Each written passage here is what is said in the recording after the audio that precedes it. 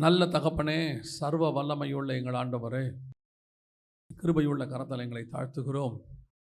ஒவ்வொரு முறை நாங்கள் கூடி வரும்போதும் எங்கள் மேல் இரக்கமாயிருக்கிறவரே, தயவாயிருக்கிறவரே, வந்திருக்கிறவரோடு பேசுகிறவரே, வார்த்தையினால் முடிசூட்டுகிறவரே, நித்திய ஜீவ வசனம் உம்மிடத்தில் உண்டே ஆண்டவரே. நாங்கள் வேறு யாரிடத்தில் போவோம் அப்பா?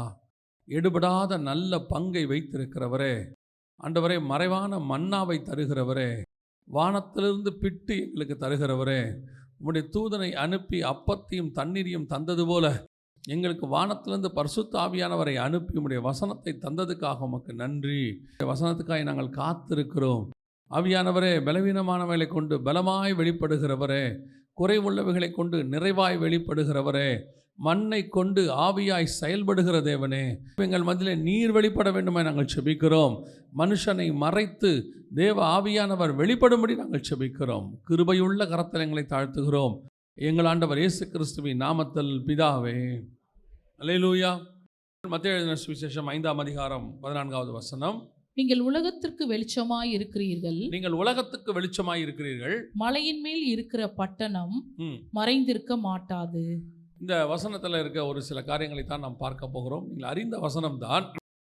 அதில் ஒரு சில காரியங்கள் கர்த்தர் எங்களுக்கு உணர்த்தினதை நாங்கள் இன்றைக்கி உங்களோடு கூட பகிர்ந்து கொள்ள போகிறோம். நீங்கள் உலகத்திற்கு வெளிச்சமாய் இருக்கிறீர்கள் அப்படின்னு சொல்லி நாம் பார்க்குறோம். இது விசுவாசிகளை குறித்து, குறிப்பாக ஊழியர்களை குறித்து, சீஷர்களை குறித்து, அப்போஸ்தலர்களை குறித்து ஆண்டவர் சொல்றதான ஒரு வார்த்தை. நீங்கள் உலகத்துக்கு என்னவாக இருக்கிறீர்கள்? வெளிச்சமாக இருக்கிறீர்கள் என்று சொல்லி ஆண்டவர் சொல்லுகிறார்.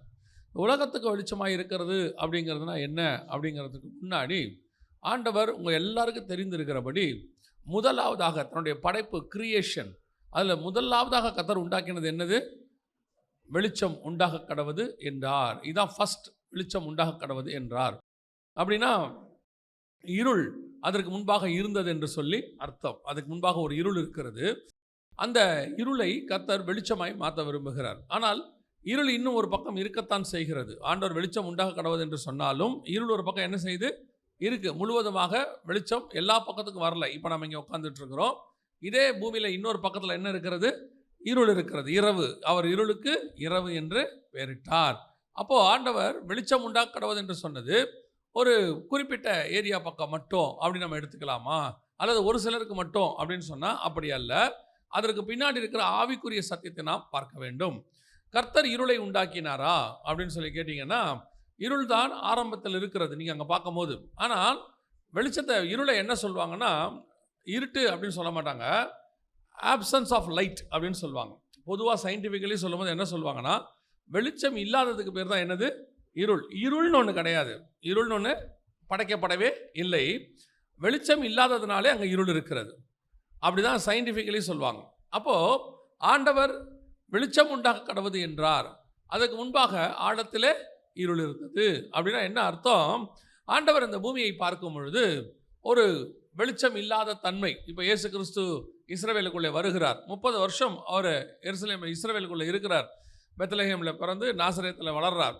வந்து யோர்தானில் வந்து அவர் அங்கே ஞானஸ்நானம் எடுக்கிறார். எடுத்துட்டு வசனம் சொல்லுது வனாந்தரத்திற்கு போகிறார். வனாந்தரத்திற்கு போயிட்டு ஜனங்களுக்கு பிரசங்கம் பண்ண கலிலேயாவுக்கு வருகிறார். கலிலேயாவுக்கு வரும்பொழுது வசனம் சொல்லுது, இருள் இருக்கிற ஜனங்கள் பெரிய வெளிச்சத்தை கண்டார்கள் அப்படின்னு. இருள் இருக்கிற ஜனங்கள் பெரிய வெளிச்சத்தை கண்டார்கள் அப்படின்னா என்ன அர்த்தம்?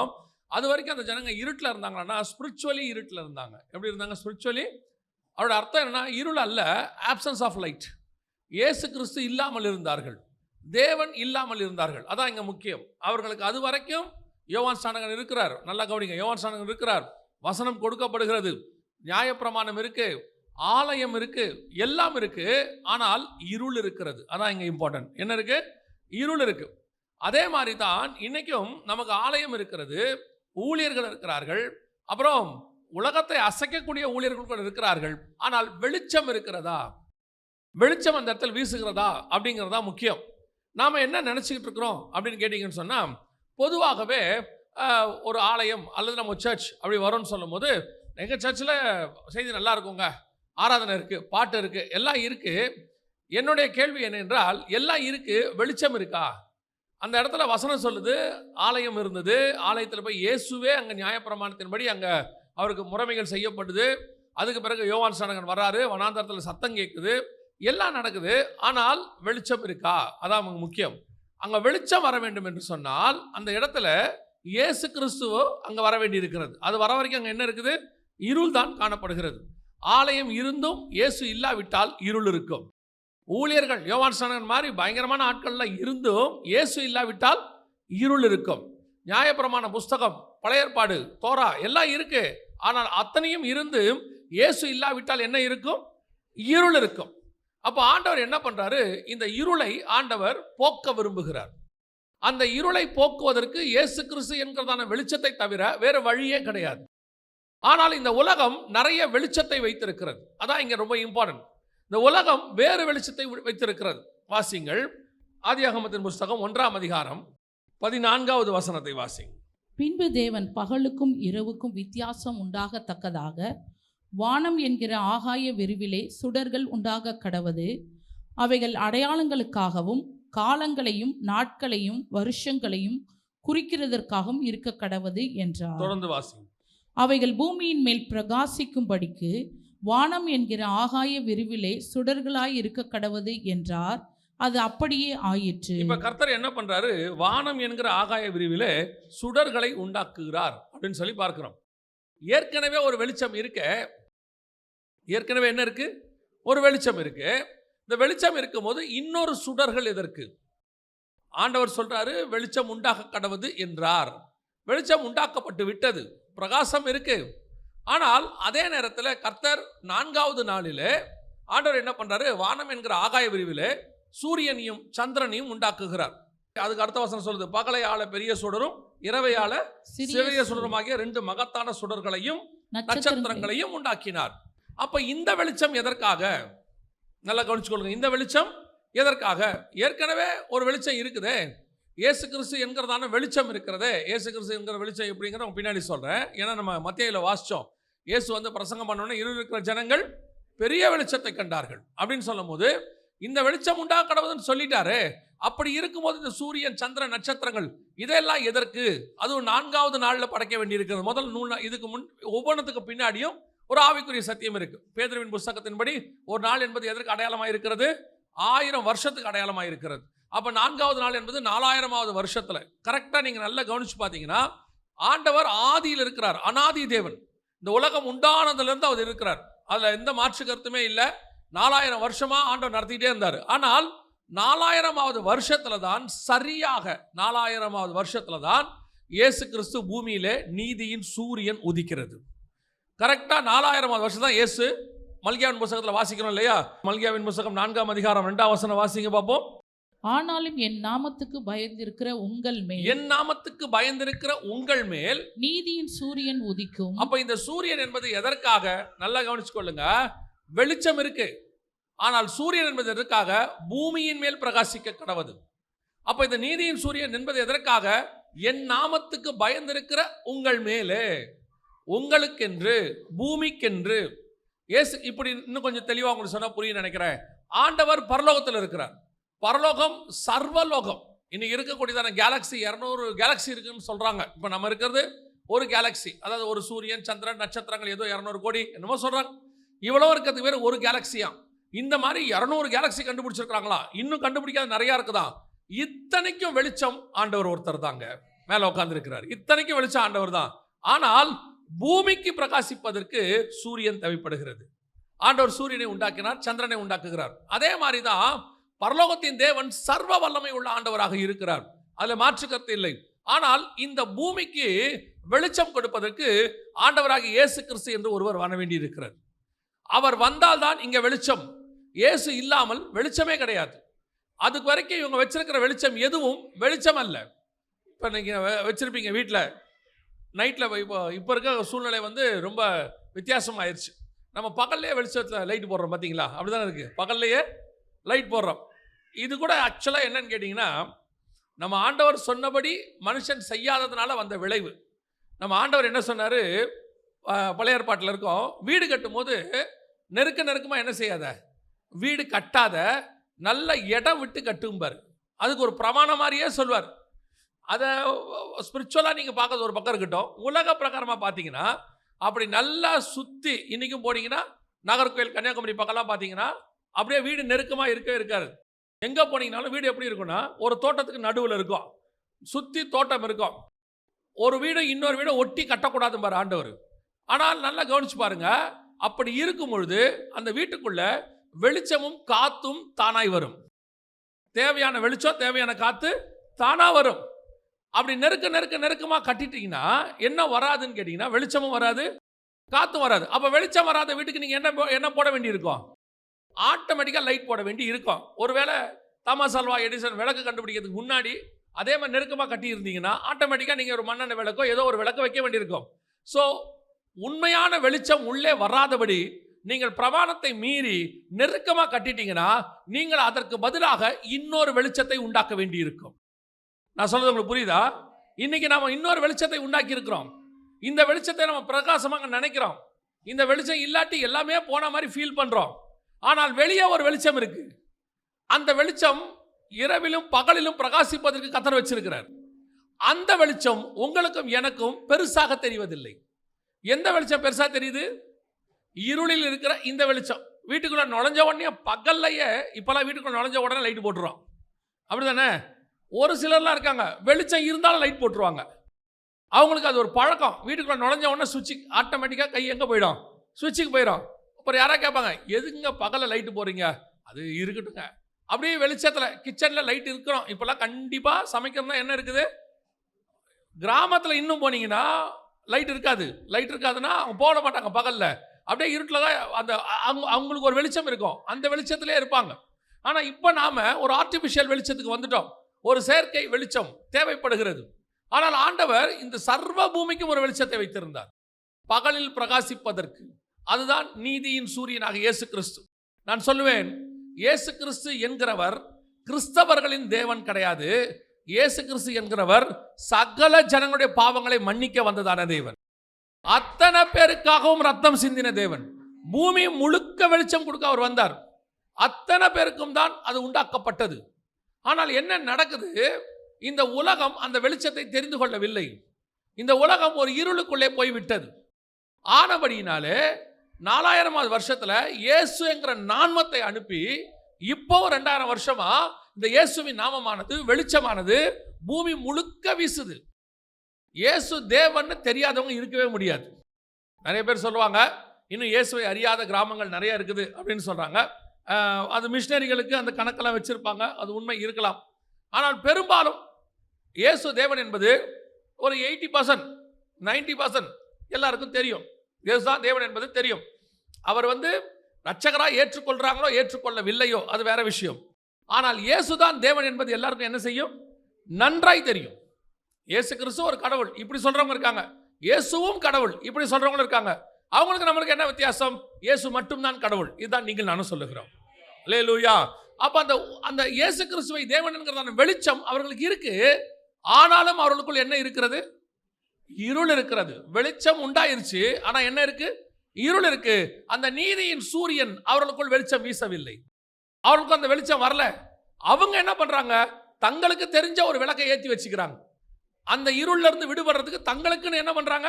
ஒரு வெளிச்சத்தை ஏத்திக்கிறாங்க. அந்த வெளிச்சத்துல வாழ்ந்தாலே போதுங்கிற முடிவுக்கு வந்துட்டாங்க. அதுலயே அவங்க திருப்தி ஆகுறாங்க. நான் சொல்லுவேன், இயேசு கிறிஸ்துவை நீங்கள் தேடும் போது ஒரு சந்தோஷம் சமாதானம் உண்டு. அது உலகம் கொடுக்கக்கூடாததும் எடுக்கக்கூடாதுமா இருக்கிறது. இயேசு தான் சந்தோஷத்தினுடைய ஆரம்பம். கரெக்ட். நீங்கள் என்னதான் லைட்டு போட்டாலும், டியூப் லைட் போட்டாலும், எல்இடி போட்டாலும், அல்லது நீங்கள் எப்படி ஒரு லைட்டு போட்டாலும் அந்த லைட்டு சூரிய வெளிச்சத்துக்கு ஈக்குவலாய் மாறவே மாறாது. அந்த வெளிச்சம் தான். ஆனால் இந்த வெளிச்சத்தில் நாம சந்தோஷப்பட விரும்புகிறோம். டெம்பரவரியாக அந்த இருளை போக்கினா போதும். நம்ம என்ன செய்கிறோம்? ஆண்டவர் என்ன பார்க்குறாரு? சரி, இந்த வெளிச்சம் தான் உங்களுக்கு எனக்கு தெரியல. இப்போ ஆண்டவர் இன்னொரு காரியத்தை செய்கிறார். வாசிங்க. அதே ஆதியாகமத்தின் புத்தகம் 1ஆம் அதிகாரம் 16வது வசனத்தை வாசி. 1:16. தேவன் பகலை ஆள பெரிய சுடரும் இரவை ஆள சிறிய சுடரும் ஆகிய 2 மகத்தான சுடர்களையும் நட்சத்திரங்களையும் உண்டாக்கினார். பகலை ஆளுவதற்கு ஒரு பெரிய சுடர் இருக்கு. நமக்கு தெரியும், சூரியன், நீதியின் சூரியனாகிய இயேசு கிறிஸ்து இருக்கிறார். பகலை ஆள பெரிய சுடர். இப்போ 2வது ஒரு சுடர் இருக்கு, இரவை ஆள சிறிய சுடர். இந்த நைட்டில் இருக்கிற சுடர் எது? பைபிள் சொல்கிறது நிலவை குறிக்கிறது. நைட்டில் ஆண்டவர் சந்திரனை வச்சிருக்கிறார்னு வாசிங்க. உன்னத பாட்டின் புஸ்தகம் 6ஆம் அதிகாரம் 10வது வசனத்தை வாசி. சந்திரனை போல் அழகும், சந்திரனை போல் அழகும், சூரியனை போல் பிரகாசமும், சூரியனை போல் பிரகாசமும், கொடிகள் பறக்கும் படையை போல் கெடியும் உள்ளவளாய் அருணோதயம் போல் உதிக்கிற இவள் யார்? யாரை பத்தி சொல்லப்பட்டிருக்குன்னா மணவாட்டியை பத்தி, சபையை பத்தி சொல்லப்படுது. சபையை பத்தி சொல்லும் போது சொல்லப்படுகிற ஒரு வார்த்தை என்ன? சந்திரனை போல அழகும் அப்படின்னு இருக்கு. உங்க எல்லாருக்கும் தெரிஞ்சிருக்கும் நான் நினைக்கிறேன். சந்திரனுக்கு, அதாவது நிலாவுக்கு வெளிச்சம் கொடுக்கிற தன்மை கிடையாது. நைட்டில் நிலா பார்க்குறீங்களா, அதுக்கு என்ன கிடையாது? வெளிச்சம் கொடுக்கிற தன்மை கிடையாது. நிலவு சூரியனுடைய வெளிச்சத்தில் தான் பிரதிபலிக்கிறது. சயின்டிஃபிக்கலி பார்த்தீங்கன்னா சூரிய வெளிச்சம் நிலவு மேலே என்ன செய்யுது? படுது. அப்படியா சொல்கிறீங்க? அப்படின்னா நிலா மறைஞ்சிக்கிட்டே வருது, பார்க்குறீங்களா? கொஞ்சம் கொஞ்சமாக என்ன செய்யுது? மறைஞ்சு ஒரு 15 நாளைக்கு ஒரு தடவை அமாவாசைன்னு ஒன்று வருது இல்லை? ஏன் வருது தெரியுமா? ஏன் வருது தெரியுமா? இப்போது சூரியன்லேருந்து வெளிச்சம் வருதா, பூமி என்ன செய்யும்? தன்னைத்தானே சுற்றிக்கிட்டு சூரியனை சுற்றி வருதா? அந்த தன்னைத்தானே சுற்றும் போது என்ன ஆகும்னா, இந்த சூரியனுடைய வெளிச்சம் நிலா மேலே படாமல் பூமி நடுவில் போகும். அப்படி போகும்போது கொஞ்சம் கொஞ்சமாக இந்த வெளிச்சம் மறைய மறைய நமக்கு நிலா இந்த பக்கத்தில் கொஞ்சம் கொஞ்சமாக மறையிற மாதிரி தெரியுது. டோட்டலாக பூமி மறைக்கும் போது நிலா இங்கே என்னவாயிடுது? அமாவாசை ஆயிடுது.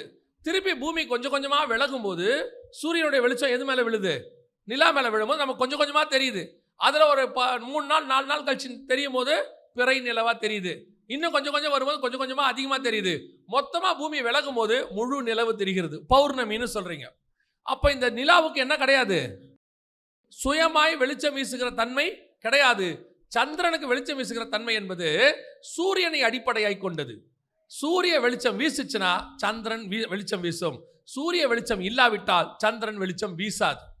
இப்போ ஆண்டவர் சொல்றாரு, சந்திரனை போல அழகும், உதிக்கிற அருணோதயம் போல். அப்படின்னா இந்த சந்திரன் என்பது சபைக்கான அடையாளமாக எங்க சொல்லப்படுகிறது. மணவாட்டி, மணவாட்டி சபைக்கு தானாய் பிரகாசிக்கிறதான தன்மை கிடையாது. என்ன கிடையாது? தானாய் பிரகாசிக்கிற தன்மை கிடையாது. கிறிஸ்துவினுடைய முகத்தின் பிரகாசம் சபையின் மேல் விழுந்தால்தான் சபை பிரகாசிக்கும். அல்லேலூயா. அந்த கிறிஸ்துவினுடைய நீதியின் சூரியனுடைய பிரகாசம் சபை மேல விழணும். இங்க விழுந்தாதான் இப்ப என்ன ஆகும்? அந்த பிரகாசம் பூமிக்கு தெரியும். யாருக்கு தெரியும்? ஜனங்களுக்கு தெரியும். சூரிய வெளிச்சம் இந்த சந்திரன் மேல விழாவிட்டால் பூமியை பொறுத்த வரைக்கும் சபை இருளடைஞ்சிருச்சுன்னு அர்த்தம். சபை சந்திரன் என்னவாயிடுச்சு? இருட்டாயிருச்சு. அப்போ சபை பிரகாசமா இருக்கணும்னா சூரிய வெளிச்சம் மேல விழுற மாதிரி பார்த்துக்கிட்டே இருக்கணும். மேல விழுற மாதிரி என்ன செய்யணும்? பார்த்துக்கிட்டே இருக்கணும். இந்த வெளிச்சம் இதை மறைக்காதபடி பார்க்கணும். மறைக்கிறதுக்கு என்னங்க காரணம் இருக்குது? என்னுடைய பிரகாசம் பிரகாசிக்காதபடிக்கு எனக்குள் இருள் வருவதுக்கு என்ன காரணம் இருக்குன்னா, நடுவுல பூமி வருதுன்னு அர்த்தம். நடுவில் என்ன வருது? பூமினா என்ன? மண்ணு. மண்ணுனா என்ன? மாம்சம். நடுவில் என்ன வருது? தேவனுக்கும் நீதியின் சூரியனுக்கும் சபைக்கும் நடுவில் எப்போ மாம்சம் வருதோ, மண்ணு வருதோ, பூமிக்குரியது வருதோ, அழிவு வருதோ, டெம்பரவரி. ஏன்னா இந்த பழைய வானமும் பழைய பூமியும் ஒளிந்து போகும். இந்த டெம்பரவரி மாம்சம் உள்ளே வரும். எப்போ உங்களுக்குள்ளே தானே அந்த மண்ணு உள்ளே வருதோ, ஆட்டோமேட்டிக்காக உங்கள் பிரகாசம் என்னவாகுது? குறைஞ்சிக்கிட்டே போகுது. கொஞ்சம் கொஞ்சமாக குறையும், ஒரே நாளில் குறையாது. அதனால தான் என்ன செய்யணும்? அவருக்கும் நமக்கும் நடுவில் எதாவது வராதபடி பாதுகாத்துக் கொள்ளணும். ஏசாயா சொல்லும்போது சொல்றாரு, உங்களுக்கும் அவருக்கும் நடுவில் உங்கள் பாவங்களே சுவரை போல இருக்கிறது. அந்த பிரகாசம் என் மேல வீசாம எது தடுக்குது? நடுவுல பாவம். பூமி வர வர வர அந்த சூரியனுடைய பிரகாசம் என் மேல் வீச மாட்டேங்குது. ஆனா சந்திரன் இருக்கு. சந்திரன் ஒண்ணு என்ன இருக்கு? இருக்கு. ஆனா சந்திரன் ஒளி வீசணும்னா சூரிய ஒளி என் மேல் படணும். நான் அதை மறையாம பார்த்துக்கணும். இன்னைக்கு சபை இருக்கு, சபை இருக்கு. ஆனால் சபை இரவை ஆளுகிறதா? இரவிலே பிரகாசிக்கிறதா? சபையினுடைய நோக்கம் என்ன?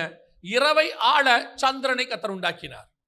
ஆண்டவர் ஒரு நாள் பூமியிலே பிரகாசிப்பார், அவர் எடுத்துக்கொள்ளப்படுவார். சூரியன் ஒரு நாள் மறைக்கப்படும் பொழுது இந்த பூமிக்கு வெளிச்சம் வீச வேண்டியது. பகலெல்லாம் சூரிய வெளிச்சம் இருக்கு, அப்படியே கொஞ்சம் கொஞ்சமா சூரியன் மறைஞ்சிருச்சு. இரவில் உங்களுக்கு வெளிச்சம் வீச வேண்டியது யாரு? சந்திரன் வெளிச்சம் வீசணும். இயேசு வந்தார், பூமியிலே பிரகாசித்தார், நீதியின் சூரியன் உதித்தது, ஜனங்கள் பெரிய வெளிச்சத்தை கண்டார்கள். ஒரு நாள் எடுத்துக்கொள்ளப்பட்டு அவர் மேலே போய்விட்டார். இப்போ கர்த்தர் சந்திரனை போல அழகும், உங்களையும் என்னையும் பூமியிலே பிரகாசிக்கும்படி கர்த்தர் வைத்து விட்டு போயிருக்கிறார். அல்லேலூயா. அப்போ உங்க பிரகாசமும் என் பிரகாசமும் பூமியின் மேல என்ன செய்யணும்? பிரகாசிச்சுக்கிட்டே இருக்கணும். இங்கே நடுவுல இந்த பிரகாசம் குறையறதுக்கு என்ன காரணம்? நிறைய பேர் பிரகாசிச்சாங்க, அப்படியே ஒளி வீசினாங்க. எங்கேயோ ஒரு இடத்துல அப்படியே கொஞ்சம் பூமி உள்ள வந்துச்சு, எங்கேயோ ஒரு இடத்துல அப்படியே மாம்சம் உள்ள வந்துச்சு, கொஞ்சம் கொஞ்சமா உள்ள வருது. வரும்போது என்ன செய்யணும்? இப்பவும் சொல்றேன், வரும்போது என்ன செய்யணும்? அதை வராதபடி தடுக்கணும். அதை வராதபடி என்ன செய்யணும்? தடுக்கணும். வரும், அதான் இங்க இம்பார்ட்டன்ட். உங்களை சோதிக்கும்படி அந்த மாம்சம் வரும்.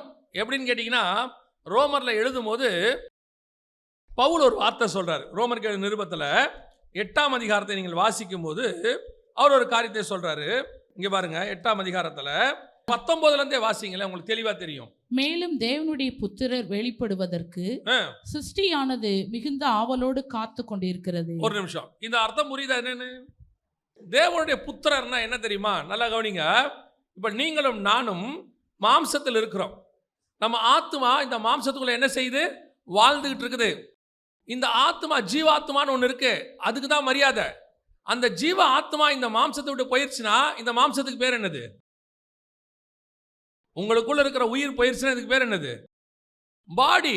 இதுக்கு எந்த மரியாதையும் கிடையாது. இது எத்தனை கிலோ, எத்தனை வயசு, என்ன கலரு, என்ன படிச்சிருக்கு, எதுக்கும் இதுக்கு மரியாதை கிடையாது. இது உள்ள ஒன்று இருக்கு. கர்த்தர் ஜீவ சுவாசத்தை ஊதினார், அவன் ஜீவ ஆத்மாவானான். அந்த ஜீவ ஆத்மா வாழ்றதுக்கு தான் இந்த பாடியை வச்சிருக்கிறார் ஆண்டவர். ரிவர்ஸ்ல படைச்சார். ஆத்மாவை கொண்டு வந்து வைக்கிறதுக்கு முதல்ல நீங்க செய்வீங்கல்ல, உங்க ஒரு இடத்துக்கு நீங்க போறீங்க, ஊருக்கு போறீங்கன்னா முதல்ல போய் ஒரு வீடு பார்ப்பீங்க. மனைவி பிள்ளைகளை கூட்டிட்டு போறதுக்கு என்ன பண்ணுவீங்க? வீடு பார்ப்பீங்க. அடுத்து ஸ்கூல் பார்ப்பீங்க. அடுத்து எல்லாம் பக்கத்தில் இருக்கான்னு பார்ப்பீங்க. பார்த்துட்டு எல்லாம் ரெடி பண்ணிட்டு அதுக்கப்புறம் கொண்டு போய் என்ன பண்ணுவீங்க? ஃபேமிலியை கொண்டு போய் வைப்பீங்க. யாராவது ஃபேமிலியை கூட்டிகிட்டு போய் அந்த ஊரில் இறங்கிட்டு வீடு தருவீங்களா? பொண்டாட்டி பிள்ளையோடு போய் இறங்கிட்டு எல்லாத்தையும் கையில் வச்சுக்கிட்டு வீடு கிடைக்குமா வீடு கிடைக்குமா தேடுவீங்களா? ஆண்டவர் சொல்கிறார் ஆபிரகாமை, நான் காண்பிக்கும் தேசத்துக்கு போ.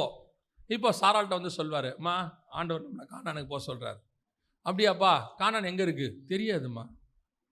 இதுக்கு முன்னாடி போயிருக்கீங்களா? இல்லைம்மா. தெரிஞ்சவங்க யாராவது? இல்லைம்மா. அங்கே போய் எங்கே தங்க போகிறோம்? தெரியாதும்மா. ஆனால் அந்த அம்மா ஒரு பேச்சு பேசாமல் வந்துச்சு பாருங்க. இல்லை, எவ்வளோ பெரிய ஆசீர்வாதம். இப்போ யோசிச்சு பாருங்களேன். இப்போ முன்னாடி போனோம், அங்கே போய் எல்லா காரியத்தையும் ரெடி பண்ணோம்ல. ஆனால் இப்பொழுது நாம் தேவனுடைய புத்திரராக வெளிப்படும்படிக்கு இந்த ஆத்மா இருக்குதுல்ல, இந்த ஆத்மா கர்த்தர் மண்ணுக்குள்ளே வச்சிருக்கிறார். மண்ணுக்குள்ளே வச்சு இந்த ஆத்மா போகிற வரைக்கும் கர்த்தர் அதான் ரிவர்ஸில் படைச்சாருங்கிற. ரிவர்ஸில் எப்படி படைக்கிறாரு? முதல்ல கர்த்தர் இடத்த படைச்சிடுறாரு. எதை படைக்கிறாரு? மண்ணை. இந்த வீடு இதை படைச்சிடுறாரு. இந்த வீட்டுக்கு தேவையான சூரியன், சந்திரன், நட்சத்திரம், தண்ணி கிண்ணி எல்லாம் படைச்சிட்டார். நம்ம வீட்டு தண்ணி போய் தண்ணி இருக்குதான்னு பார்க்குறோம்ல, அது மாதிரி ஆண்டவர் தண்ணி, நதி, இது எல்லாம் படைச்சிடுறார். படைச்சிட்டு அதுக்கப்புறம் தான் இந்த ஆளை கொண்டாந்து உயிர் வைக்கிறார் உள்ள. எது? ஜீவ ஆத்மாவா நான் ஊதுறார். இப்போ கொண்டாந்து வச்சாச்சு. ஆனால் வசனம் என்ன சொல்லுதுன்னா, இது டெம்பரவரி வீடாமா. இது என்ன வீடு? டெம்பரவரி வீடாமா. ஆதாமுக்கே இது டெம்பரவரி தான், மரணம் கிடையாது, ஆனால் டெம்பரவரி. பழைய வானமும் பழைய பூமியும் ஒளிஞ்சிடும் என்னைக்கு இருந்தாலும், டெம்பரவரி தான். ஸோ வச்சுட்டாராமா. ஆனால் இந்த தேவபுத்திரர் உள்ள இருக்கு பார்த்தீங்களா, இதுக்கு பேர் தான் தேவபுத்திரர். அவன் தான் ஒரிஜினல். இவன் இப்போ ஒரு வீட்டில் இருக்கான். தேவபுத்திரர் வெளிப்படுவதற்கு சிருஷ்டியானது மிகுந்த ஆவலோட காத்திரு. கர்த்தர் என்ன பண்றாரா? இன்னொன்னு செஞ்சிருக்கிறார் நமக்கு. கர்த்தர் நமக்கு போய் சொல்றாருல, உங்களுக்கு ஒரு வாசஸ்தலம் ஆயத்தம் பண்ணுகிறேன். வாசஸ்தலம்னா என்ன? வீடு கட்டுறாரா? அதெல்லாம் இல்ல. கர்த்தர் என்ன உண்டாக்குறாரா? இந்த ஆத்மா வாழ்றதுக்கு இங்கே இதை உண்டாக்கி இருக்கிறார்ல, இதே ஆத்மா வாழ்றதுக்கு இன்னொரு பாடி ரெடி பண்ணிட்டு இருக்கிறாரு. அது மகிமையின் சரீரம், அது நித்திய சரீரம், மரணமில்லா சரீரம், கர்த்தரோடு கூட நித்தியமாய் வாழ போறது. அதுக்கு பேர் தான் தேவபுத்திரர். அது என்ன செய்யுமா? சிருஷ்டியானது ஏகமாய் தவிக்கிறது. உள்ள இருக்கிற ஆத்மா என்ன செய்தான்? நான் அங்க போனோம். ஏன்னா இதோட ஒரிஜினல் வீடு அதுதான். ஏன்னா ஆத்மா நித்தியம். அப்ப வாழ்ற இடமும் எப்படி இருக்கணும்? நித்தியமா இருக்கணும். ஆனா வாழ்றது எதுல வாழுது? டெம்பரவரியில வாழ்ந்துட்டு இருக்குது. பாடி டெம்பரவரி, ஆனா உள்ள இருக்கிற ஆத்மா பர்மனன்ட். இப்ப இது என்ன சொல்லுதான்? அடுத்த வசனம் 20ஆம் வசனம் வாசிங்க.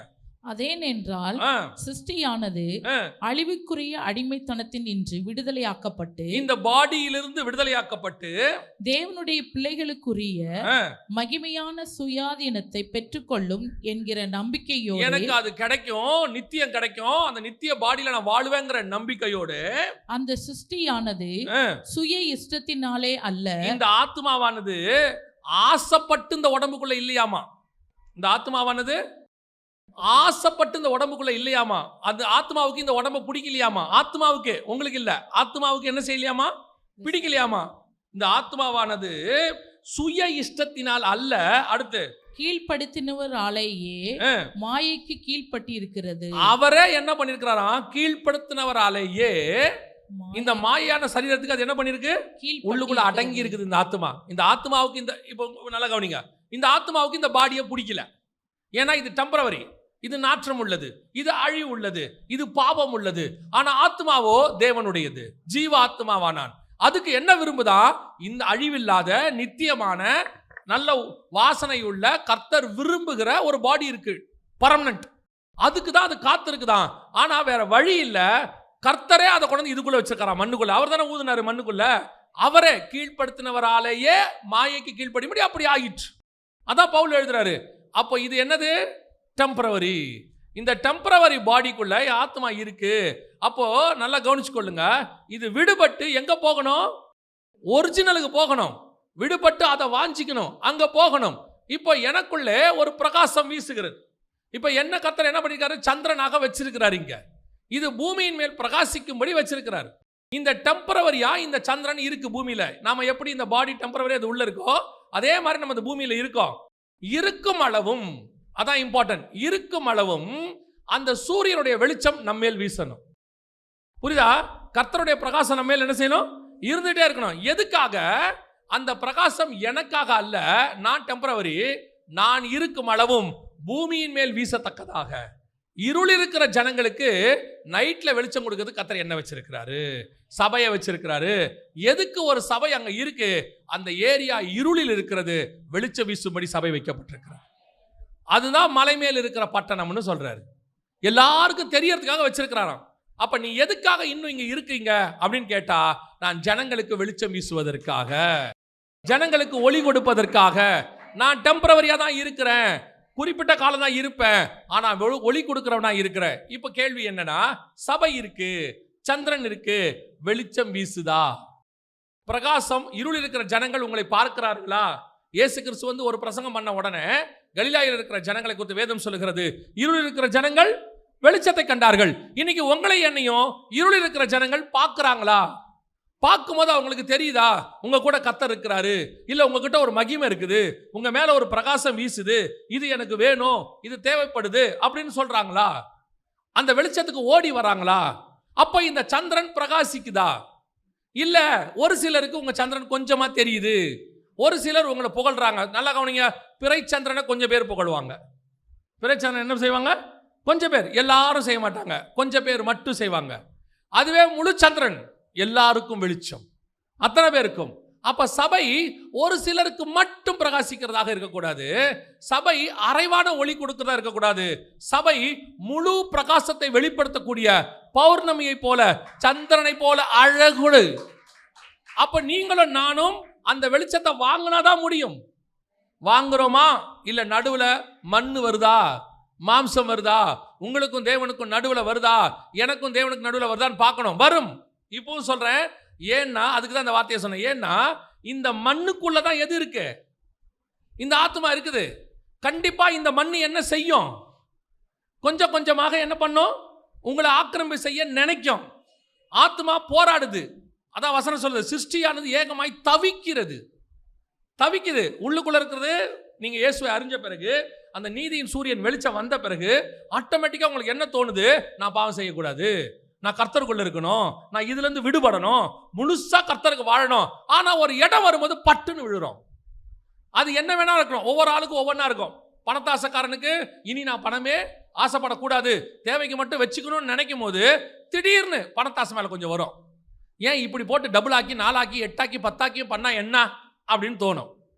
கோபப்படக்கூடாதுன்றவனுக்கு நான் பூமியில் சாந்த குணமுள்ளவனாய் மோசேயை போல மாறணும் அப்படின்னு ஒரு தீர்மானம் எடுத்து, இந்த சிருஷ்டியானது ஒரு தீர்மானம் எடுத்து வீட்டுக்கு போச்சுன்னா, கணவன் வீட்டுக்கு போனா மனைவி நிற்கும், மனைவி வீட்டுக்கு போனா மாமியார் நிற்கும் இல்லையா? உன் கோபத்தை தூண்டுறதுக்கு சில நேரங்களில் வாலிப பிள்ளைகளுக்கு, வாலிப பசங்களுக்கு அவன் தீர்மானம் எடுப்பான், இனி இதெல்லாம் பார்க்க மாட்டேன், இதெல்லாம் செய்யக்கூடாது, நல்ல ஜெபம் பண்ணணும், நல்ல பைபிள் வாசிக்கணும், வைராக்கியமாக இருக்கணும்னு. கரெக்டாக அன்னைக்கு தான் அவனுக்கு நோட்டிஃபிகேஷனே வரும். ஒரு படத்தையோ ஒரு பாட்டையோ ஏதோ ஒன்று நோட்டிஃபிகேஷன் வரும். அவன் அப்படியே பார்ப்பான், அவனும் தீர்மானம் எடுப்பான், சோத்திரம் சோத்திரம் சோத்திரம் சோத்திரம், பார்க்கக்கூடாது அப்படின்ட்டு. இவனை பார்க்க வைக்கிற வரைக்கும் அது என்ன பண்ணும்? போராடிட்டே இருக்கும். ஒரு காலத்தில் முழுவதுமாக இது உங்களை மறைக்க தொடங்கும். நீங்கள் மறைக்க ஆரம்பிக்கும் போது என்ன பண்ணணும் தெரியுமா? நான் இரவை ஆளுவதற்காக படைக்கப்பட்டவன், எனக்குள் வரக்கூடிய மாம்சத்தை மண்ணு அப்பயே தட்டணும், தட்டிக்கிட்டே இருக்கணும். தட்ட தட்ட தட்ட தட்ட ஒரு நாள் பிசாசு முடிவெடுப்பான், இவனை ஒன்றுமே பண்ண முடியாது, என்னதான் பண்ணாலும் இவன் தப்பிச்சு ஓடிக்கிட்டே இருப்பான் அப்படிங்கிற முடிவு. ஆண்டவர் சொல்றாரு, உலகத்தின் அதிபதியானவன் என்னிடத்தில் வருகிறான், அவனுக்கு என்னிடத்தில் ஒன்றும் இல்லை. நான் சொல்கிறேன், நான் ஏன் அனுபவத்தில் சொல்கிறேன், நீங்கள் ஒரு நல்ல ஜெபம் பண்ணி கோவப்படக்கூடாதுன்னு சொல்லி ஒரு மாதம் கோவப்படாமல் இருப்பீங்க, அப்புறம் கோவப்பட்டுருவீங்க, திருப்பி ஒரு தீர்மானம் எடுப்பீங்க, அப்புறம் ஒரு 3 மாதம் கோவப்படாமல் இருப்பீங்க, அப்புறம் கோவப்படுவீங்க, அப்புறம் தீர்மானம் எடுத்து இன்னும் வைராக்கியமாகி 6 மாதம் கோவப்படாமல் இருப்பீங்க. என்றைக்கோ ஒரு நாள் கோவம் வரும். ஒரு நாள் வரும், உங்களுக்கு கோவம் என்பது என்னைக்கு வந்துச்சுன்னு உங்களுக்கே தெரியாது. உங்களை சுற்றி இருக்கிறவங்க சாட்சி கொடுப்பாங்க. என்ன கொடுப்பாங்க தெரியுமா? இவர் கோவப்பட்டு நான் பார்த்ததே இல்லைங்க அப்படிம்பாங்க. இந்த சாட்சி உடனே வராது, கொஞ்சம் கொஞ்சமாக வரும். கர்த்தர் உன்னையும் என்னையும் இரவில் ஆளுவதற்காக வச்சிருக்கிறார். நம்மளை சந்திரனை போல வச்சிருக்கிறாரு. நம்முடைய வெளிச்சம் இருளின் மேல் பிரகாசிக்க கடவது. ஜனங்கள் வந்து என்ன செய்வாங்க? பார்ப்பாங்க. இது கர்த்தர் சபைக்கு வச்ச அடையாளம். ஆனால் நல்லா கவனிச்சுக்கொள்ளுங்க, ஒரு காலகட்டத்தில் இப்போ நீங்களும் நானும் சபையில் இருக்கிறோம், நீதியின் சூரியன் இயேசு கிறிஸ்துவோட வெளிச்சம் இருக்கு. ஆனால் இது எல்லாமே என்னன்னு கேட்டீங்கன்னு சொன்னால் டெம்பரவரி வெளிச்சம் தான். இப்போவும் சொல்கிறேன், இயேசு கிறிஸ்துவோட வெளிச்சம் என்னது? என்னங்க இப்படி சொல்லிட்டீங்க, இயேசு கிறிஸ்துவோட வெளிச்சத்தை போய் டெம்பரவரி வெளிச்சம்னு சொல்கிறீங்களே அப்படின்னு சொல்லி நீங்கள் கேட்டிங்கன்னா நல்லா கவனிங்க. இயேசு கிறிஸ்துவின் வெளிச்சத்தை நான் டெம்பரவரி வெளிச்சம் தான் சொன்னேன், இயேசு கிறிஸ்துவ டெம்பரவரின்னு சொல்லலை. நான் சொல்கிறது புரியுதா? நிறைய பேர் என்ன சொல்லுவாங்கன்னா, இயேசு கிறிஸ்துவின் நாமம் அப்படின்னு ஒன்று வச்சு சிலர் இருப்பாங்க தெரியுமா, ஒன்லி ஜீசஸ் அப்படிம்பாங்க. அவங்க சொல்லக்கூடிய வார்த்தைகள் என்னவா இருக்குன்னா, வானத்தின் கீழெங்கும் பூமியின் மேலெங்கும் இயேசுவின் நாமம் அல்லாமல் வேறொரு நாமம் இல்லை. கரெக்ட், அதில் மாற்றுக்கிறதே கிடையாது. ஆனால் இந்த நாமமும் டெம்பரவரி நாமம் தான். எந்த நாமம்? இயேசு கிறிஸ்து என்கிற நாமம் டெம்பரவரி. எப்போ வரைக்கும் தெரியுமா? இந்த பூமி இருக்கிற வரைக்கும். பூமி அழிஞ்ச பிறகு இந்த நாமம் இருக்காது. இயேசு கிறிஸ்துடைய ஒரிஜினல் நாமம் ஒன்று வரும். இயேசு கிறிஸ்து என்கிற நாமம் ஜனங்களை மீட்பதற்காக பிதா வச்ச நாமம். இயேசு கிறிஸ்துங்கிற நாமம் ஜனங்கள் மீட்பதற்காக. அதுக்கு முன்னாடியும் இல்லை, மீட்பு முடிஞ்சு நித்தியம் வரும்போது அங்கேயும் இல்லை. நான் சொல்ல உங்களுக்கு புரியுதா? பாருங்க, வெளிப்படுத்தின விசேஷம் 19ஆம் அதிகாரம் 12வது வசனம் வாசிங்க. அவருடைய கண்கள் அக்கினி ஜுவாலை போல் இருந்தன, அவருடைய சிரசின் மேல் அநேக கிரீடங்கள் இருந்தன. அவருக்கே அன்றி வேறு ஒருவருக்கும் தெரியாத ஒரு நாமமும் எழுதி இருந்தது. ரத்தத்தில் தோய்க்கப்பட்ட வஸ்திரத்தை தரித்திருந்தார். அவருடைய நாமம் தேவனுடைய வார்த்தை என்பது இயேசு கிறிஸ்து என்பதுக்கு ரட்சகர் என்று பொருள். இதுக்கு என்ன பேரு? இதுக்கு தேவனுடைய வார்த்தை என்று பொருள். இன்னொரு நாமம் இயேசுவுக்கு வரும், பின்னாடி வரும். அதான் நித்தியத்துக்கான நாமம். நம்ம எல்லாருக்குமான இதை சரியா புரிஞ்சுக்கிட்டாதான் உங்களுக்கு புரியும். இல்லை வேணா உடனே இது ஏதோ தப்பா சொல்றான்னு நினச்சிப்பீங்க. இயேசு கிறிஸ்துங்கிற நாமம் இயேசு பூமிக்கு வரத்துக்கு முன்னாடி வரைக்கும் பூமியில் என்ன செய்யல இல்லை. எத்தனாயிரம் வருஷமானா கிட்டத்தட்ட 4000 வருஷமா. ஆதாம்லேருந்து இயேசு வர வரைக்கும் என்ன கிடையாது? இயேசுங்கிற நாமம் பூமியில் யாருக்கும் வெளிப்படுத்தப்படலை. எல்லாரும் கேட்குறாங்க, சொல்லப்படவில்லை. ஆனால் இயேசு வந்த பிறகு அந்த நாமம் அறிவிக்கப்படுகிறது. அந்த நாமம் இப்பவும் இருக்கு. எப்போ வரைக்கும் இருக்குன்னா, இயேசு கிறிஸ்து நித்தியம் வர வரைக்கும் இருக்கும். வெளிப்படுத்தின விசேஷத்தில் இன்னொரு வார்த்தை கூட இருக்கு. இன்னொரு இடத்துல ஆண்டவர் சொல்றாரு, 3:12 வாசிங்க. ஜெயம் கொள்ளுகிறவன் எவனோ அவனை என் தேவனுடைய ஆலயத்திலே தூணாக்குவேன், அதனின்று அவன் ஒரு காலம் நீங்குவதில்லை. என் தேவனுடைய நாமத்தை. அப்ப பிதாவுக்கு இன்னொரு நாமம் இருக்கு. நல்லா தெரிஞ்சுக்கொள்ளுங்க, பிதாவுக்கு என்ன இருக்கு? இப்போ வரைக்கும் இன்னும் அந்த நாமம் நமக்கு தெரியாது. இப்ப நிறைய பேர் என்ன சொல்றாங்கன்னா, பிதாவுக்கும் இயேசுக்கும் எல்லாருக்கும் ஒரே நாமம் தான் அப்படின்றாங்க. கர்த்தர் ஒருத்தர் தான். ஆனால் அந்த நாமம் இப்ப டெம்பரவரியா 2000 வருஷமா பூமியில என்ன நாமம்? அதுக்கு பேரு இயேசு கிறிஸ்து என்கிறதான நாமம். அந்த நாமம் மீட்பு முடிஞ்ச உடனே நாமத்துக்கு வேலையும் முடிஞ்சு. ஏன்னா இது மீட்பதற்கான நாமம், பாவத்தில் விழுந்தவங்களை தூக்குவதற்கான நாமம். இயேசு கிறிஸ்துவின் நாமம் தான் ரட்சிப்பு. இப்போ சொல்றேன், இயேசு கிறிஸ்துவின் நாமம் அல்லாமல் ரட்சிப்பு கிடையாது. ஆனா அந்த ரட்சிப்புன்ற வேலை முடிஞ்ச பிறகு, நித்தியம் வந்த பிறகு, ரட்சிப்புக்கு வேலை இல்லைன்னா இந்த நாமத்துக்கு என்ன இல்லை? வேலை இல்லை. அடுத்து என் பிதாவின் நாமத்தையும் என் தேவனால் பரலோகத்தில் இருந்து இறங்கி வருகிற புதிய எருசலேம் ஆகிய என் தேவனுடைய நகரத்தின் நாமத்தையும் என் புதிய நாமத்தையும் அப்ப இயேசு கிறிஸ்துக்கு என்ன இருக்கு? புதிய நாமம் ஒண்ணு இருக்கு. வெளிப்படுத்தல் 19லயும் இருக்கு. ஒரு இடத்துக்கு 2 தடவை சொல்றாரு என் புதிய நாமம். அதை தான் சொல்றேன். சூரியனுடைய பிரகாசம் இருக்குல்ல, 4வது நாள் படைக்கப்பட்ட சூரியன் டெம்பரவரி, பூமி இருக்கிற வரைக்கும் இருக்கும். அதுக்கப்புறம் சூரியன் இல்லாமல் போகும். எப்படி சொல்றீங்க? வெளிப்படுத்தின விசேஷம் 21ஆம் அதிகாரம் 23வது வசனம். நகரத்திற்கு வெளிச்சம் கொடுக்க சூரியனும் சந்திரனும் அதற்கு வேண்டுவதில்லை. அப்ப சூரியன் சந்திரன் இருக்காது. நல்லா கவனிச்சுக்கொள்ளுங்க. பழைய வானமும் பழைய பூமியும் ஒளிந்து போகும், சூரிய சந்திரன் இருக்காது. அப்படின்னா என்ன அர்த்தம் அப்படின்னு கேட்டீங்கன்னா, 4வது நாள் படைக்கப்பட்ட சூரியன், நீதியின் சூரியன், 4000வது வருஷத்துக்கு முன்பாக வெளிப்படுத்ததான இயேசு கிறிஸ்து என்கிறதான நாமம், அந்த நாமம் இருக்காது. சபை இருக்காது. அந்த நாமம் இருக்கிற வரைக்கும் தான் சபை பிரகாசிக்கும். அந்த சூரியன், நீதியின் சூரியன் போச்சுன்னா சபைக்கு என்ன இருக்காது? பிரகாசம் இருக்காது. ஏன்னா அந்த வெளிச்சம் தான் இந்த வெளிச்சம் இருக்கும். அப்ப இயேசு கிறிஸ்துவினுடைய வெளிச்சம் போச்சுன்னா இந்த வெளிச்சம் போயிடும். சூரிய வெளிச்சம் போச்சுன்னா இப்ப நாம எல்லாருமே இயேசு கிறிஸ்துங்கிற நாமத்தினாலையும் இயேசு கிறிஸ்து கொடுத்த வார்த்தையினாலையும் இயேசு கிறிஸ்துவினாலையும் தான் வாழ்றோம். அவர் நாமத்தினாலே பிசாசுகள் துரத்தப்பட்டது, அவர் நாமத்தினாலே வியாதிகள் சுகமாகுது, அவர் நாமத்தினாலே ரட்சிப்பு, எல்லாம் கரெக்ட், எல்லாம் கரெக்ட், மாற்றுக்கருத்தே கிடையாது. ஆனால் ஒரு நாள் இந்த நாமம் முடியும். அப்போ அந்த பிரகாசம் முடிஞ்சா நம்ம மேல இருக்கிற பிரகாசமும் முடியும். ஏன்னா சூரிய வெளிச்சம் தான் எது மேல வீசுது? சந்திரன் மேல வீசுது. அப்ப தேவனுடைய வெளிச்சம் தான் எது மேல வீசுது? சபையின் மேல வீசுது. அப்ப 4வது நாள் படைக்கப்பட்ட இயேசு கிறிஸ்துவினுடைய நாமத்தினுடைய வேலை முடிஞ்ச உடனே சந்திரன் ஆகிய சபையினுடைய வேலை என்னுக்கு வந்துடும்? முடிவுக்கு வந்துடும். அதுக்கப்புறம் இதுக்கு பிரகாசம் இருக்காது. ஆனால் மணவாட்டி ஆகிய புதிய எருசலேம் இருக்கும். நீங்களும் நானும் இருப்போம். அப்போ உங்களுக்கு எனக்கு என்ன வெளிச்சம்? இப்ப நான் சொல்றது உங்களுக்கு புரியுதா? சூரியனுடைய வெளிச்சம் பூமியின் மேல் வீசிற்று, சூரியனுடைய வெளிச்சம் சந்திரன் மேல் வீசுது. இயேசு கிறிஸ்துவினுடையதான வல்லமை ஜனங்கள் மேல இருக்கு, இயேசு கிறிஸ்துவின் பிரகாசம் சபை மேல இருக்கு. அந்த இயேசு கிறிஸ்துவினுடைய நாமத்துக்கான வேலை முடிஞ்சு 2000 வருஷம் கழிச்சு எல்லாம் ஃபினிஷ் ஆயிடுச்சுன்னா இந்த பூமியும் முடிஞ்சிடும், இந்த சபையினுடைய பிரகாசமும் முடிஞ்சிடும். ஆனா சந்திரன் இருக்கும், பிரகாசம் இருக்காது. ஆனா இந்த சந்திரன் மணவாட்டி சபைக்கு புதிய சந்திரன் வந்துடும். பழைய வானமும் பழைய பூமியும் ஒளிந்து போயிடுச்சு. இப்போ சூரியன் சந்திரன் இருக்காது. இப்போ இந்த மணவாட்டி யாரா இருக்கானா? சபையா இருக்குது, புதிய எருசலேம் சபை. அப்ப இதுக்கு ஆண்டவர் என்ன செய்யறாரு? சூரியன் சந்திரன் அந்த இயேசு கிறிஸ்துவின் நாமம் என்கிறதுனால வெளிச்சம் வீசல. அதுக்கப்புறம் இன்னொரு வெளிச்சம் இருக்கான். தொடர்ந்து அந்த வசனத்தை வாசிங்க. நகரத்திற்கு வெளிச்சம் கொடுக்க சூரியனும் சந்திரனும் அதற்கு வேண்டுவதில்லை, தேவனுடைய மகிமையே அதை பிரகாசித்தது. இதுதான் அந்த 1ஆம் நாள்ல இருந்து 3வது நாள் வரைக்கும் வீசின வெளிச்சம். நான் சொல்ல புரியுதா? 4வது நாள்ல வந்த சூரியன் என்பது இயேசு கிறிஸ்து அடையாளம், 4000வது வருஷத்துக்கு வந்தது. ஆனா முதல் 3 நாள் என்ன வெளிச்சம்? தேவனுடைய மகிமையே அதை பிரகாசித்தது. இப்போ நீங்களும் நானும் இந்த வெளிச்சத்துல தான் ஓடிக்கிட்டு இருக்கிறோம்.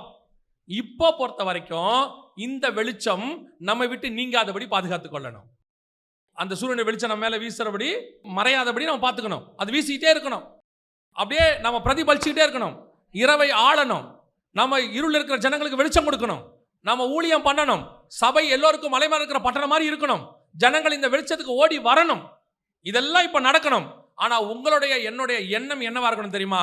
இந்த பூமியில இருக்கிற வரைக்கும் தான் எனக்கு இந்த வெளிச்சம், இந்த பூமியில இருக்கிற வரைக்கும் தான் எனக்கு இந்த மாம்சம் இருப்பிடம். ஒரு நாள் வரும் இந்த சிருஷ்டியானது தேவபுத்திரர் அழிவுள்ளதான இது அழியாமையும் சாவுக்கு ஏதுவான இது சாவாமையும் தரித்து கொள்ளும்.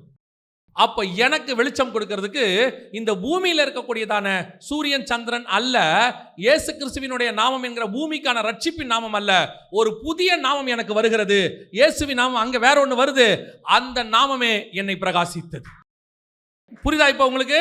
அந்த மகிமைக்கு தான் நீங்கள் நானும் காத்திருக்கணும். அதுதான் நித்திய மகிமை. அதான் நித்திய மகிமை. அதனால தான் நல்லா கவனிச்சு பாருங்க. 19ஆம் அதிகாரத்துக்கு பிறகு ஆட்டுக்குட்டியானவர், சிங்காசனத்தில் வீற்றிருக்கிறவர், இப்படி தான் வரும். இந்த புதிய நாமத்தை பற்றி அதுக்கப்புறம் தான் எக்ஸ்பிளைன் பண்ண போறாரு. நீங்கள் நானும் அந்த மகிமைக்கு காத்திருக்கணும். இப்போ இந்த மகிமையே நமக்கு பெருசு. சூரியனே பெருசா இல்லையா? சூரியனே பெருசு தானே. சூரியனை பார்க்க முடியுமா? போய் அதில் இறங்க முடியுமா? கிட்ட நெருங்க முடியுமா? நம்ம தேவன் அப்படி தான் இருக்கிறார். சர்வ வல்லமை உள்ள ஆண்டவர் இல்லையா? இயேசு கிறிஸ்துவனுடைய வல்லமைக்கு முன்னாடி ஒன்றுமே கிடையாது, மகத்துவம் கிடையாது. ஆனால் இந்த சூரியனுடைய மகிமையை பார்க்கலாம் இன்னொரு மகிமை இருக்கிறது. அதான் பரலோகத்தின் மகிமை. பரலோகத்தில் போய் பிதாவை பார்க்கறது இருக்குது இல்ல, ஒருவரும் சேரக்கூடாத ஒளியிலே வாசம் பண்றவரை, அவரோடு கூட வாழ்றது இருக்குல்ல, அந்த மகிமைக்காக தான் நீங்களும் நானும் காத்திருக்க வேண்டும். அல்லேலூயா. நீங்களும் நானும் இதுல இப்ப திருப்தி ஆகிறோம். இதுல என்ன ஆகிறோம்? திருப்தி ஆகிறோம். இதுல கொஞ்சம் பேரு அந்த நிலாவை கொஞ்சம் கொஞ்சமா மறைச்சு, கொஞ்சம் அரை நிலவா இருக்குது, சிலது கால் நிலவா இருக்குது, சிலது முக்கால் நிலவா இருக்குது. அப்படியே மாம்சம் வந்து வந்து போய் போராட்டம் வந்து போயிட்டு இப்படி வாழ்ந்துட்டு இருக்கு.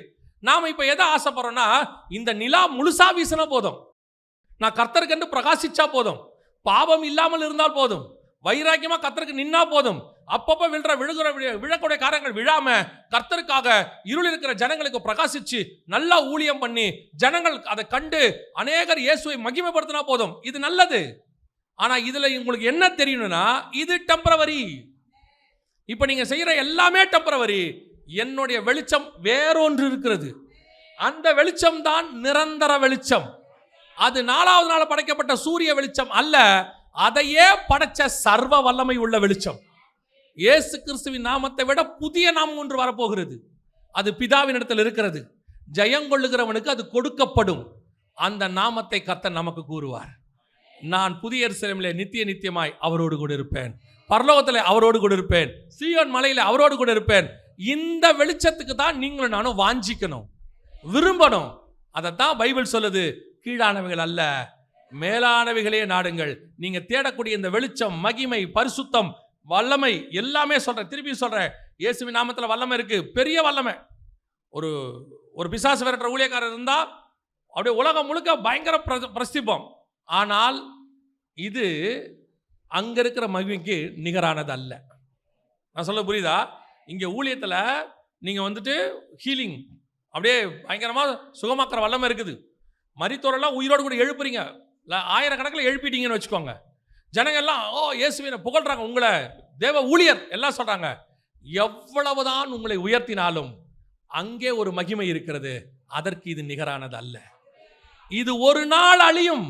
பில்லி கிரகமாக இருந்தாலும் அது டெம்பரவரியாய் இந்த பூமியை விட்டு போயிடுவார், அவ்வளவுதான். டெம்பரவரி தான். அவரு ரெய்னார்ட் பாங்கேவா இருந்தாலும் டெம்பரவரி, ஒரு நாள் இந்த பூமியை விட்டு போவார்.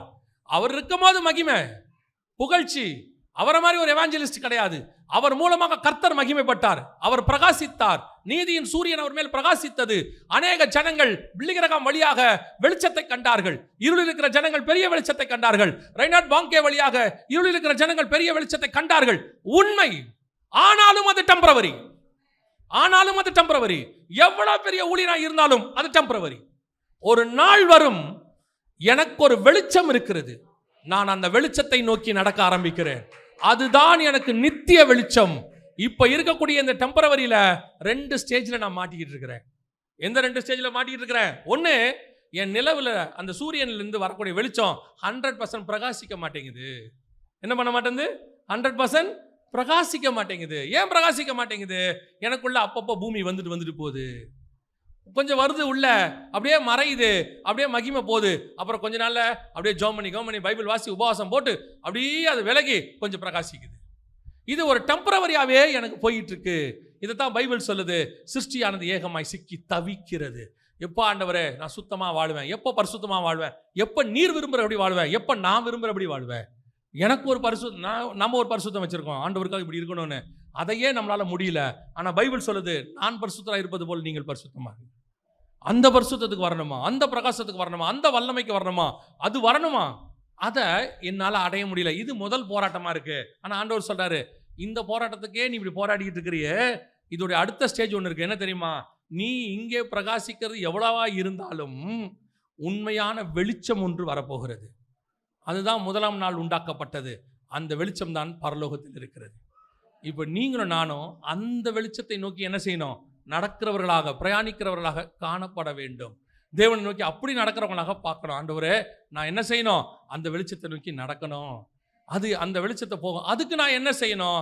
எனக்கு இந்த இந்த சந்திரனுங்கிற கான்செப்டே உடைஞ்சிரும். நான் சொல்றது புரியுதா? பூமியில் இருக்கிற எல்லாமே எனக்கு என்ன செய்யும்? உடையும். இங்கே எனக்கு இப்போ என்ன வச்சு சொல்கிறேன், ஒரு ஊழியக்காரனுங்கிறது இங்கே எனக்கு பெருசு. இதுதான் என் லைஃப். சாகிற வரைக்கும் நான் என்னவா இருக்கணும்? ஒரு ஊழியக்காரனாக இருக்கணும். இப்போ நீங்கள் விசுவாசியாக இருக்கிறீங்க, ஊழியக்காரர் ஆவீங்க.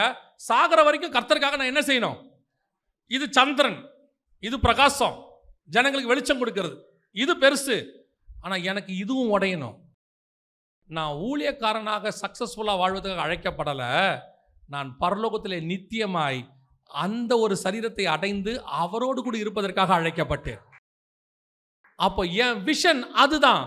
இப்போ பாருங்களேன், ஆபிரகாமுக்கு கானானை பற்றி ஆண்டவர் சொல்கிறாரு. கானானுக்கு போ, நான் உனக்கு தரேன் எல்லாம் சொல்கிறாரு. இப்போ ஆபிரகாம் 75 வயசில் நடக்க ஆரம்பிச்சு, அதுக்கு முன்னாடி நடக்க ஆரம்பிச்சு 75 வயசில் வந்துட்டார், வந்து சேர்ந்துட்டார். இப்போ ஆபிரகாமுக்கு என்ன? ஆண்டவரே, நீங்கள் வார்த்தை கீழ்ப்படிஞ்ச, ஊழியத்தை பண்ண, சக்ஸஸ்ஃபுல் ஆயிட்ட, இங்கே என்ன பண்ணணும்? உனக்கு ஒரு குமாரனை தருவேன். தந்துட்டாரு. சோத்திரம் ஆண்டவரே, குமாரனை கொடுத்துட்டீங்க. இப்போ குமாரனையும் கொடுத்து முடிச்சாச்சு. குமாரனை பலி கொடு. சரியா ஆண்டவரே, அதை கூட நான் செஞ்சிடறேன். கொடுத்து முடிச்சாச்சு. இப்போ குமாரனை திருப்பி கொடுத்துட்டாரு ஆண்டவர், வந்துட்டாரு. இப்போ என்னாச்சு? இது எல்லாமே ஒரு 100-105 வயசுக்குள்ள முடிஞ்சிருச்சு. ஆபிரகாமின் வயசு 175. ஆபிரகாமின் வயசு 175. இதெல்லாம் ஒரு 100 வயசுல ஈசாக்க பிறந்துட்டார். அது ஒரு 115-120 வயசுக்குள்ள ஈசாக்க பலி கொடுக்க மாதிரி கொண்டு போயாச்சு. இப்போ அடுத்து 140 வயசுல ஈசாக்கு கல்யாணம். ஒரு விஷன், நீ போ, என்னுடைய பையனுக்கு மனவாட்டியை தேடு. அந்த மனவாட்டிக்கு ஆண்டவர் வச்சிருக்கிறார், அதை கொண்டாங்கிறார். இவனை கூட்டு போகாத, அதை கொண்டா. அடுத்த விஷன். இப்போ போய் கூட்டு வந்தாச்சு. ரெபேக்கா வந்தாச்சு. ஆபிரகாம் பார்க்குறாரு, ஓகே வந்தாச்சு. ஆபிரகாமுக்கு கொடுத்த வாக்குத்தத்தம் யார் மேலே இருக்குது? ரெபேக்கா மேலே இருக்குது. ஆபிரகாம்கிட்ட ஆண்டவர் சொல்வார், உன் சந்ததி வானத்து நட்சத்திரத்தை போலவும் கடற்கரை போலவும் இருக்கும், உன் சந்ததியார் சத்துருக்களின் வாசல்களை சுதந்திரத்துக் கொள்வார்கள். இதே வாக்குத்தத்தத்தை ரெபேக்காளுக்கு லாபம் சொல்லுவான். சொல்லி முடிச்ச உடனே வந்தாச்சு. கரெக்டாக 2 வாக்குத்தத்தமும் ஒன்றா ஆயிடுச்சு. இப்போ வந்தாச்சு. வந்த உடனே இதோட முடிஞ்சுதா அப்படின்னா இல்லை. அதுக்கப்புறம் 20 வருஷம் யாருக்கு குழந்தை இல்லை? ஈசாக்கு குழந்தை இல்லை. 160 குழந்தை பிறகுது. இப்போ ஈசாக்கு, யாக்கோபு, ஏசா எல்லாத்தையும் ஆபிரகாம் பார்க்குறாரு. ஆனால் இவ்வளவுக்கு அப்புறம் அவர் எதுக்கு உயிரோடு இருக்கிறாரு? இவ்வளவுக்கு அப்புறம் எதுக்கு உயிரோடு இருக்கிறாரு? அதான் நீங்கள் சொன்ன வேலையை முடிச்சுட்டேன், இங்கே வந்தாச்சு. ஈசாக்கு பிறந்ததோட என் வேலை முடிஞ்சிருச்சு. சரி, ரெபேக்காளுக்கு தேவையான தேடி கொடுக்கறது என் வேலை, தேடியும் கொடுத்துட்டேன். இதுக்கப்புறம் எனக்கு என்ன வேலை? அடுத்த 35 வருஷம் நான் என்ன பண்ண போகிறேன்? அடுத்த 30 எதுக்கு ஆண்டவரே? வாசிங்க எபிரேயர் நிருபம் 11ஆம் அதிகாரம் 13வது வசனத்திலிருந்து வாசி. இவர்கள் எல்லாரும் வாக்குத்தத்தம் பண்ணப்பட்டவைகளை அடையாமல் தூரத்திலே அவைகளை கண்டு நம்பி அணைத்து கொண்டு பூமியின் மேல் தங்களை அந்நியரும் பரதேசிகளும் என்று அறிக்கையிட்டு விசுவாசத்தோடே மரித்தார்கள். எதற்காக? விசுவாசத்தோடே மரித்து காத்திருந்தாங்களாமா. அந்த 10-11 வசனம் வாசிங்க. ஏனெனில் தேவன் தாமே கட்டி உண்டாக்கின அஸ்திபாரங்கள் உள்ள நகரத்துக்கு அவன் காத்திருந்தான். இப்ப எல்லா வேலையும் முடிஞ்சிருச்சு. ஈசாக்கு கல்யாணம் பண்ணி கொடுத்தாச்சு 140ல. அடுத்த 35 வருஷம் நான் என்ன செய்யணும் அப்படின்னா, ஆண்டவர் சொல்றாரு, உனக்கு ஒரு நகரம் இருக்கு. உனக்கு ஒரு தேவன் தாமே கட்டி உண்டாக்கின அஸ்திபாரமுள்ள நகரம். அதுதான் நம்ம வாசிச்சோம் வெளிப்படுத்தல் 21ல புதிய எருசலேம். அதற்கு அவன் என்ன பண்ணானா? அப்ப இனிமேட்டு அடுத்த 35 வருஷம் என்னுடைய காத்திருப்புதல் எதுக்காக? முதல் 75 வருஷம் கானான், 100 வயசு வரைக்கும் ஈசாக்கு, 140 வரைக்கும் ரெபேக்கா, 175 வரைக்கும் புதிய எருசலேம். நான் காத்திருக்கிறேன். எதுக்கு காத்திருக்கிறேன்? எனக்கு தேவன் ஒன்று கட்டிக்கிட்டு இருக்கிறாரு, அது வர வரைக்கும் நான் காத்திருக்கிறேன். அப்போ அவன் விஷன் பூமிக்குரியதா இருந்துச்சு, ஊழியம் பூமிக்குரியதா இருந்துச்சு. அந்த ஊழியத்தை பூமியில் ஆண்டவர் நிறைவேற்றிட்டாரு, வேலை முடிஞ்சிடுச்சு. இப்போ அவன் என்ன நினைக்கிறான் தெரியுமா? இப்போ நான் இருக்கிறது தேசத்தை சுதந்திரிக்கவோ அல்லது குழந்தை பெற்றுக்கொள்ளவோ மருமகளை குழந்தை சேர்க்கவோ இல்லை. இப்போ நான் இருக்கிறது இனி எனக்கு ஒன்று வரப்போகிறது, அதுக்காக நான் காத்து கொண்டிருப்பேன்.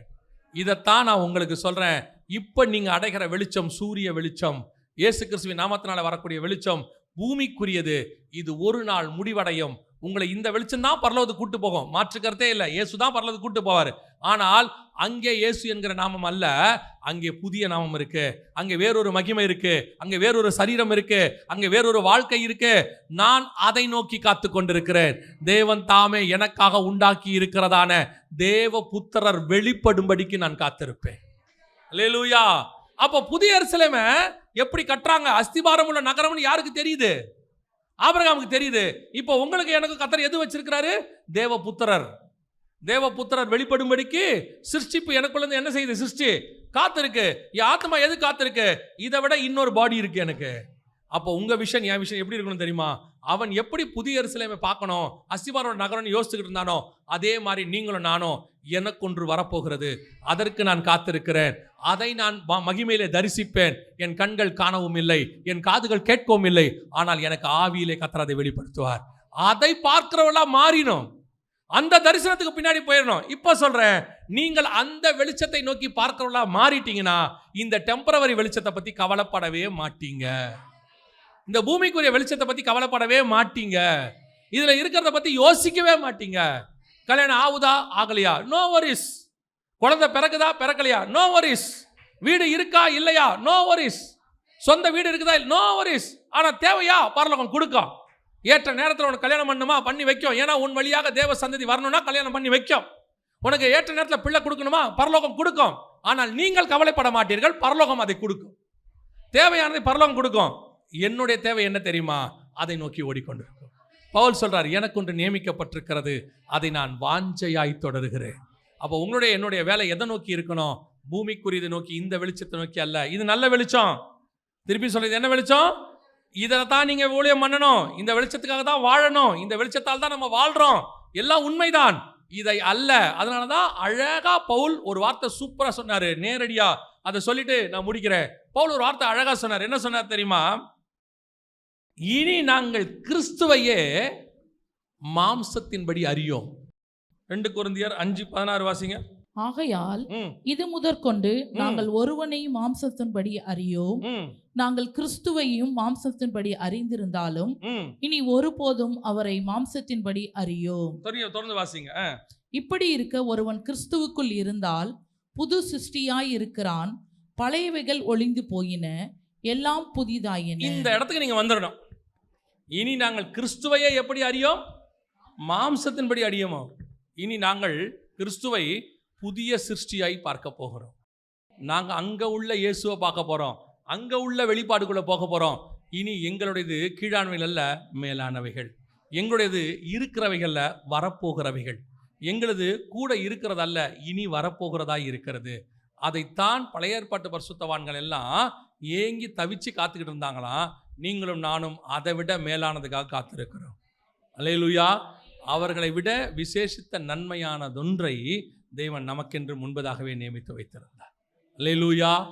அப்போ நீங்கள் யோசிச்சு பாருங்க, 2 காரியத்தை நீங்கள் செய்ய வேண்டியது இருக்கிறது. சொல்லிட்டு நான் முடிக்கிறேன். முதலாவதாக, நீங்கள் இப்பொழுது நீங்கள் சந்திர வெளிச்சத்தில் இருக்கிறீர்கள். இப்போ நீங்கள் என்னதில் இருக்கீங்க? சந்திர வெளிச்சத்தில் இருக்கிறீர்கள். கண்டிப்பாக நீங்கள் வெளிச்சம் வீசுகிறவர்களாக இருக்கணும். அந்த சூரியனுடைய வெளிச்சம் குறையாதபடி பார்த்துக்கணும். இயேசு கிறிஸ்துக்காக நீங்கள் பிரகாசிக்கணும். உங்கள் மூலமாக இருள் இருக்கிற ஜனங்கள் வெளிச்சத்தை காணணும். நீங்கள் இருளை ஆளுகை செய்யணும். அதிகாரத்தை கர்த்தர் கொடுத்துருக்காரு. அந்த காரத்தின் மேலே உங்களுக்கு என்ன கொடுத்துருக்காரு? அதிகாரம் கொடுத்துருக்காரு. எல்லாம் இங்கே உண்டு. இது எல்லாத்துக்கும் காரணம் என்னன்னா உங்கள் வெளிச்சம். உங்கள் வெளிச்சம் எங்கேருந்து வருது? சூரியன்லேருந்து வருது, இயேசு கிறிஸ்துவிட்டேருந்து வருது. இது ஃபர்ஸ்ட் பாயிண்ட் நீங்கள் செய்ய வேண்டியது. இதை நம்ம செஞ்சுக்கிட்டே இருக்கணும். நடுவில் இந்த டெம்பரவரியாக பூமி வந்துட்டு போகும். இதை முழுவதுமாக ஜெயிக்க பார்க்கணும். ஜெயிச்சு முழு பிரகாசம் நம்ம என்ன செய்யணும்? வீசணும். இது முதல் பாயிண்ட். 2வது நீங்கள் செய்ய வேண்டியது, இதிலேயே நான் திருப்தி அடைகிறதில்லை, சாட்டிஸ்ஃபேக்ஷன் இதோடு கூட இதுக்கு தான் அழைக்கப்பட்டோம் இல்லை, எனக்கு இன்னும் ஒரு வேலை இருக்குது. அந்த வேலை என்ன தெரியுமா? எனக்கு ஒன்று நியமிக்கப்பட்டிருக்கிறது. ஆண்டவர் வேறொரு வெளிச்சத்தை வச்சிருக்கிறாரு. அந்த வெளிச்சத்தை நோக்கி நான் போக போகிறேன். அதுதான் முதலாம் நாள் வீசின வெளிச்சம் உண்டாக கடவுது. அதுதான் புதிய எருசலேமை பார்த்து சொல்றாரு, மணவாட்டி சபையை பார்த்து சொல்றாரு, இனி உனக்கு வெளிச்சம் கொடுக்க சூரியனும் சந்திரனும் வேண்டுவதில்லை, ஆட்டுக்குட்டியானவரே உனக்கு விளக்கு, அவரே அவருடைய மகிமையே உன்னை பிரகாசிக்கும். அல்லேலூயா.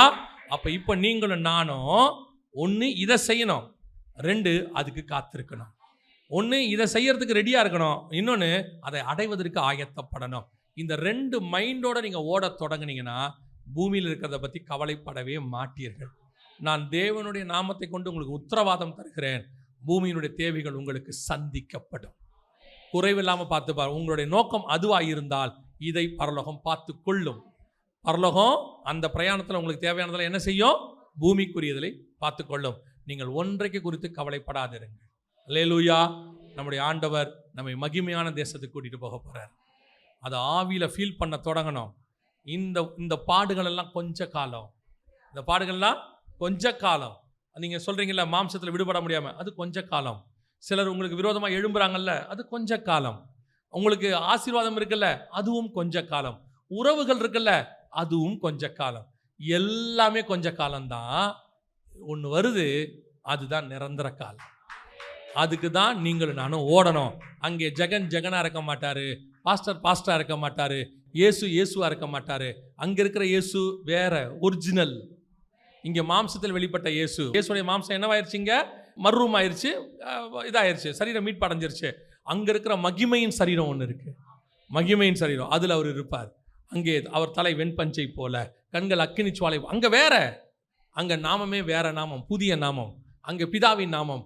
அதே மாதிரி உங்களுக்கும் எனக்கும் புதிய நாமம், உங்களுக்கு எனக்கும் புதிய சரீரம், உங்களுக்கு எனக்கும் புதிய வாழ்க்கை. இதுதான் நம்முடைய வாஞ்சை. அல்லேலூயா. நாம் ஜெபிக்க போகிறோம். ஏந்திரிக்கலாமா நாம? Thank you, thank you, thank you holy spirit. இந்த வார்த்தைக்காக, இந்த வார்த்தைக்காக, இந்த வார்த்தைக்காக, இந்த வார்த்தைக்காக நன்றி அப்பா. எங்கள் மேல் வைத்த உம்முடைய தயவுக்காக, எங்கள் மேல் வைத்த உம்முடைய தயவுக்காக தேங்க்யூ லார்ட். அருமையான வேலைக்காக உமக்கு ஸ்தோத்திரம். நாங்கள் கூடி வந்து உம்முடைய சமூகத்தில் உட்கார்ந்து உம்முடைய வெளிச்சத்தில், இந்த வெளிச்சத்தில் உம்முடைய வசனத்தை ஆராய, இந்த வெளிச்சத்தில் உம்முடைய மகிமையை உணர, இந்த வெளிச்சத்தில் உம்முடைய பாதப்படியில் உட்கார நீ தந்த தயவுக்காய் ஸ்தோத்திரம். ஆகிலும் எங்கள் வாஞ்சை இதிலும் மேலான வெளிச்சம், இதிலும் மேலான மகிமை, நித்தியத்துக்குள்ள இருக்கக்கூடிய அந்த பிரசன்னம், ஒருவரும் சேரக்கூடாத ஒளியிலே வாசம் பண்ணக்கூடிய அந்த பிரசன்னம், தைரியமாய் கிட்டி நெருங்கி சேருகிற அந்த மகா பரிசுத்த பிரசன்னம், அதற்குள்ளே நாங்கள் நுழைய கிருபை பாராட்டு. ஆண்டவரே, இந்த வெளிச்சத்தை மறைக்க இந்த பூமியிலே உமக்கும் எமக்கும் நடுவிலே இடையிலே எத்தனையோ தடுமாற்றங்கள், எத்தனையோ பலகீனங்கள், எத்தனையோ வீழ்ச்சிகள். ஆகிலும் நீர் எங்கள் மேல் வைத்த தயவு, எங்கள் மேல் வைத்த கிருபை, எங்கள் மேல் வைத்த தயவு எங்களை எடுத்து மீட்டு மீண்டும் நிலைநிற்க பண்ணினதுக்காக நன்றி. எங்கள் கால்களை ஊன்ற பண்ணினதுக்காக நன்றி. எங்கள் ஓட்டத்தை தொடர பண்ணினதுக்காக நன்றி. சூரச்செடியில படுத்திருந்த எங்களை மீண்டும் எழுப்பி ஓட சொல்வதற்காக நன்றி. அந்த வெளிச்சத்தண்டைக்கு நாங்கள் ஓட எங்களுக்கு கிருபை பாராட்டும். அந்த வெளிச்சத்துக்கு முடிவு பரியந்த ஓட எங்களுக்கு கிருபை பாராட்டும்.